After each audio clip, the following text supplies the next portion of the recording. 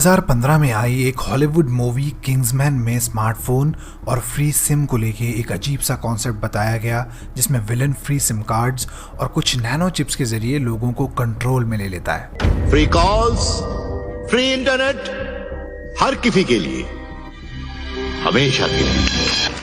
आप और आपके आसपास कई लोग ऐसे ही अपने स्मार्टफोन्स के कंट्रोल में जी रहे हैं। इसकी बेस्ट एग्जांपल है कि आप 2-4 रील्स देखने के लिए, एक गेम खेलने के लिए अपना फ़ोन उठाते हो और आपको पता भी नहीं चलता कि रील्स देखते हुए, गेम्स खेलते हुए 2-4 घंटे कब गुजर गए। ऐसा होता है क्योंकि आप किसी और के वश में होते हो। साइंटिफिक भाषा में आपको समझाऊं तो आप अपने ब्रेन केमिकल डोपामीन पर कंट्रोल खो देते हो और अनकॉन्शियसली वो कर रहे होते हो जो एल्गोरिदम आपसे करवा रहा होता है। प्रॉब्लम यह है कि स्मार्टफोन को हम समझ ही नहीं पा रहे कि ये क्या है और किस तरीके से हमारे माइंड को कंट्रोल कर रहा है। आप जरा सोचो, स्मार्टफोन यूज करने में आपका क्या नुकसान है? अपने मोबाइल का, सोशल मीडिया का इस तरह से इस्तेमाल करना क्या आपको किसी सीक्रेट प्रॉब्लम में डाल सकता है? मैंने ये सब कुछ जानने के लिए रिसर्च करनी शुरू की और जब डोपामीन सर्च के बारे में, इस मोबाइल एडिक्शन के बारे में मैंने पढ़ा तो मैंने अपना इंस्टाग्राम अनइंस्टॉल कर दिया और मोबाइल का यूज 70% तक घटा दिया, क्योंकि जो मैंने पढ़ा वो काफी चौंका देने वाला और बहुत ज्यादा सीरियस था। ध्यान से सुनना, क्योंकि अब आगे मैं जो बताने लगा हूँ वो मोबाइल और सोशल मीडिया की वजह से होने वाले एक ऐसे मेंटल एडिक्शन के बारे में है जो दिखने में बहुत साधारण सा है, लेकिन उसके नुकसान आप और आपकी पीढ़ियों को तक भुगतना पड़ सकता है। इस वीडियो को मैंने 2 पार्ट्स में बांटा है ताकि पहले इस खतरे के बारे में पूरी जानकारी आपको दे दूं और फिर उससे बचने के तरीके भी आपको बता दूं। The algorithms that they've incorporated function on the most powerful way to keep people doing a behavior is intermittent random reward or random intermittent reward. मतलब आप जो एक के बाद एक लगातार रील्स देखते चले जाते हो, वो सोशल मीडिया एल्गोरिदम आपसे करवा रहा होता है। वो आपको लगातार डोपामिन हिट्स देता रहता है। शुरुआत ही में आपके दिमाग में ये ब्रेन केमिकल रिलीज होने लगता है और इस रिलीज से आप किसी ऐसी वीडियो को ढूंढने में लग जाते हो जो आपके ख्याल में आपको प्लेजर और सेटिस्फैक्शन से भर देगी। लेकिन ये सिर्फ आपका एक इमेजिनेशन होता है जो आपको एक ऐसी दुनिया में ले जाता है जो असल में एग्जिस्ट ही नहीं करती, और फिर मैक्सिमम केसेस में ये सिर्फ आपका एक गलत ख्याल साबित होता है और आप रील्स स्क्रॉल करते चले जाते हो। आपको डोपामीन हिट्स मिलते जाते हैं। अनकॉन्शियसली आपका दिमाग और अच्छा और मज़ेदार और बढ़िया और ज़बरदस्त कंटेंट देखने के लिए मचल उठता है। And at a certain point या तो आप फ्रस्ट्रेट हो जाते हो या सैड फील करने लगते हो, और रेगुलर बेसिस पे ऐसे ही जीने से ये आपकी आदत बन जाती है। आप मेंटली और फिजिकली वीक और बीमार हो जाते हो। ज़्यादा ख़तरनाक बात, डोपामीन हिट्स की आदत लग जाना एक खतरनाक एडिक्शन का रूप धार लेता है जो बहुत जल्द जानलेवा भी साबित हो सकता है। 2010 के बाद से इंडिया में स्मार्टफोन्स का इस्तेमाल तेजी से बढ़ा। स्मार्टफोन यूजर्स 3.4 करोड़ से 80 करोड़ तक जा पहुंचे और जियो के फ्री सिम के लॉन्च के साथ सोशल मीडिया के इस्तेमाल में, स्पेशली यंगस्टर्स में, बहुत बड़ा इंक्रीज देखने में आया। लेकिन ये भी कोई प्रॉब्लम नहीं थी। इसे बिजनेस और एजुकेशन के लिए इस्तेमाल किया जा सकता था। लेकिन अब यहाँ कुछ ऐसा कंटेंट पोस्ट किया जाने लगा है जो असल में एक अनजानी सी कोशिश है ऐसी जिंदगी दिखाने की जो लैविश है और परफेक्ट है, या यूं कह लीजिए कि ख्याली है, फेक है और ह्यूमन नेचर के बिल्कुल उलट है। आप ध्यान दोगे तो समझ पाओगे कि कुछ प्लेटफॉर्म्स पर पोस्ट किया जाने वाला ज्यादातर कंटेंट लोगों के माइंडसेट को मटेरियलिस्टिक अप्रोच देता नजर आता है। मतलब ये कि लोगों को इस बात का यकीन दिला दो कि सिर्फ लैविश सी, आसान सी जिंदगी ही आपको खुश रख सकती है, वरना आप खुश रह ही नहीं सकते। खुश रहना है तो बड़ी कार लो, बड़ा बंगलो आपको खुश करेगा। क्लब में जाओ, पार्टी करो तो खुश रहोगे। आपकी मोबाइल स्क्रीन्स के थ्रू आपके दिमाग में ये सब कुछ डालने वाले लोग खुद को बड़ी बड़ी गाड़ियों का ओनर्स और लैविश से होटल्स में रहते हुए दिखाते हैं। कुछ फीमेल इंस्टाग्रामर्स अपने परफेक्ट स्किन और फिगर से बहुत सारे यंगस्टर्स को अपनी ओर अट्रैक्ट करती हैं। लेकिन इससे पहले कि आप भी इस चक्कर में पड़ जाओ, आपको बता दूं कि स्क्रीन पर परफेक्ट दिखाई देने वाली इस फेक लाइफ के राज भी खुलने शुरू हुए जब इन सो कॉल्ड कंटेंट मेकर्स की असलियत सामने आई।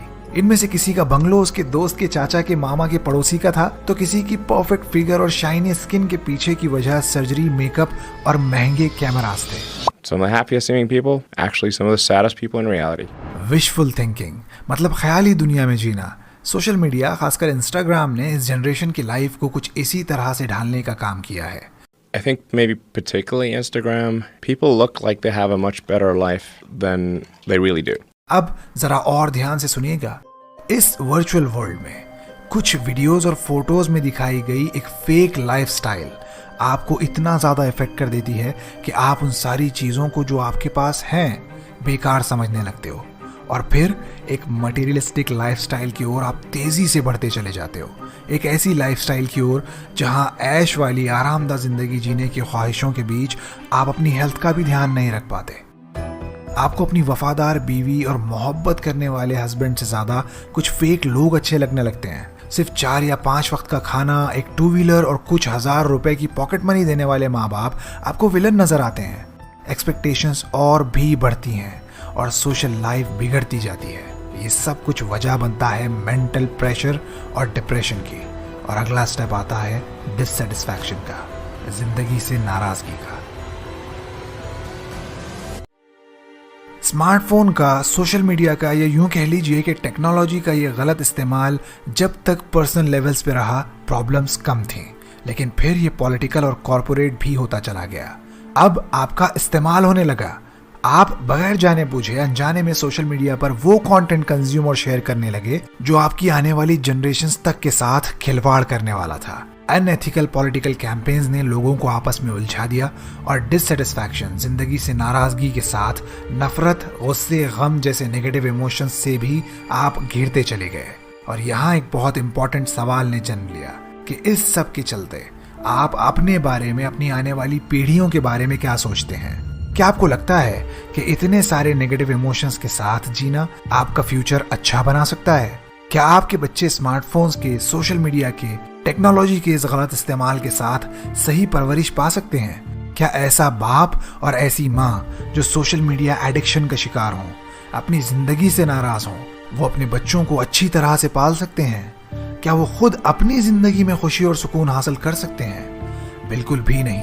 और यही मेरा इस वीडियो को बनाने का रीज़न भी था कि मैं पूरी कोशिश करूं और ज़्यादा से ज़्यादा लोगों तक इस इन्फॉर्मेशन को पहुंचाऊं, उन्हें अवेयर कर पाऊं। अब आपको बताता हूं कि इस सब से निकलना कैसे है। पहला तरीका, सेट लिमिट्स। कैसे? आपको याद होगा कि कभी आपने रात 1 बजे सोते हुए मन ही मन में ये डिसाइड किया था कि लेट तो सो रहा हूं लेकिन सुबह को 5 बजे पक्का उठ जाऊंगा, और फिर किसी अलार्म के बगैर भी आपकी नींद सुबह 5 बजे खुल जाती है। ये पॉसिबल हो पाता है आपके एक अनकॉन्शियस डिसीजन से, जिसे इम्प्लीमेंटेशन इंटेंशन कहते हैं। ऐसा ही इम्प्लीमेंटेशन इंटेंशन आप अपने सोशल मीडिया यूसेज के लिए भी सेट कर सकते हो, अपने स्क्रीन टाइम को लिमिट करने के लिए। इंटेंशन क्या सेट करना है? मैं फोन कॉल्स और इंपॉर्टेंट चैट्स के अलावा डेली 3 बार सिर्फ 30-30 मिनट्स के लिए अपना मोबाइल या सोशल मीडिया यूज करूंगा, और फिर करना भी आपको ऐसे ही है। दूसरा तरीका, प्रैक्टिस माइंडफुलनेस। माइंडफुलनेस क्या है? आपने बहुत सारे धर्म गुरुज को और योगीज को माइंडफुलनेस प्रैक्टिस करते हुए देखा होगा। इसका मतलब है कि जो कुछ भी आपके आसपास हो रहा है आप उसे जानो और महसूस करने की कोशिश करो। देखो, सोशल मीडिया की दुनिया ने लोगों के लिए असली दुनिया का अल्टरनेटिव दे दिया है। लोग साथ बैठने के बजाय चैट करने लगे हैं। ऐसे में अगर आप अपने आसपास हवा के चलने को महसूस करोगे, परिंदों की आवाजों पर ध्यान दोगे, तो आपका मन शांत होगा, आप खुशी महसूस करोगे, जिसकी वजह आपकी ये असली दुनिया होगी।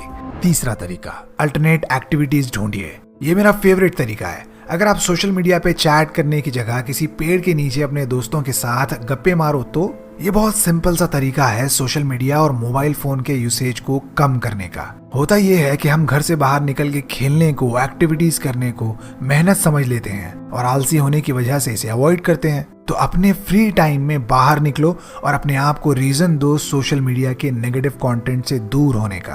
पुराने जमाने में जिस तरह से लोग आपस में मिलके बैठते थे, हंसी मजाक होता था, बातें होती थी, ये वो माहौल था जो इंसान को एक तनाव के माहौल से, टेंशन के माहौल से बाहर निकालने में बहुत ज्यादा मददगार होता है। शॉर्ट में आपको ये बोल सकता हूँ कि आप थोड़ा देसी बनो। अपनी लाइफ को इस तरह से देसी स्टाइल में जीना आपको मेंटली और फिजिकली फिट रखने में बहुत ज्यादा हेल्पफुल होगा।